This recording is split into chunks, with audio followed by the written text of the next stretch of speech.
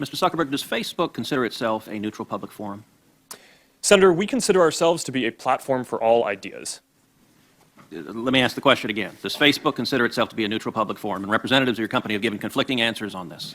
Are you a First Amendment speaker expressing your views, or are you a neutral public forum allowing everyone to speak? Senator, here's how we think about this. I don't believe that there is certain content that clearly we do not allow, right? Hate speech, terrorist content, nudity, anything that makes people feel unsafe in the community. From that perspective, that's why we generally try to refer to what we do as a platform for all ideas. Let me try, just because the time is constrained. It's just a simple question. The predicate for Section 230 immunity under the CDA is that you are a neutral public forum. Do you consider yourself a neutral public forum, or are you engaged in political speech, which is your right under the First Amendment? Well, Senator, our goal is certainly not to engage in political speech. I'm not that familiar with the specific legal language of the law that you speak to, so I would need to follow up with you on that. I'm just trying to lay out how broadly I think about this. Well, Mr. Zuckerberg, I will say there are a great many Americans who I think are deeply concerned that Facebook and other tech companies are engaged in a pervasive pattern of bias and political censorship. There have been numerous instances with Facebook. In May of 2016, Gizmodo reported that Facebook had purposely and routinely suppressed conservative stories from trending news, including stories about CPAC, including stories about Mitt Romney, including stories about the Lois Lerner IRS scandal, including stories about Glenn Beck.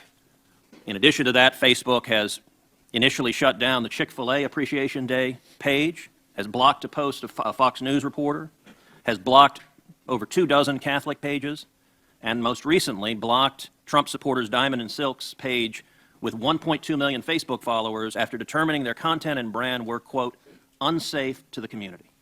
To a great many Americans, that appears to be a pervasive pattern of political bias. Do you agree with that assessment?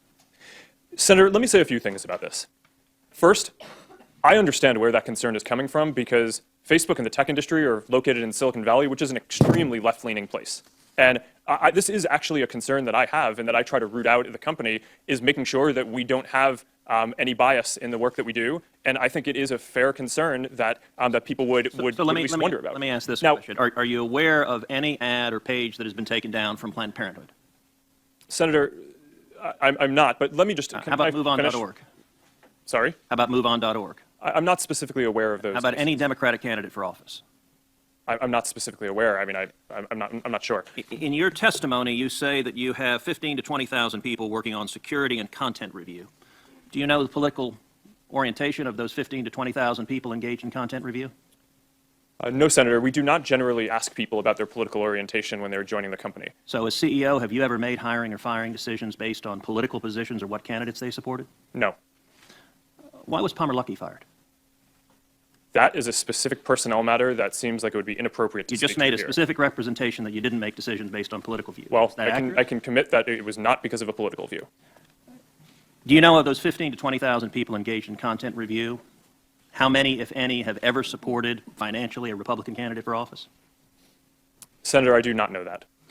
Your testimony says it is not enough that we just connect people. We have to make sure those connections are positive.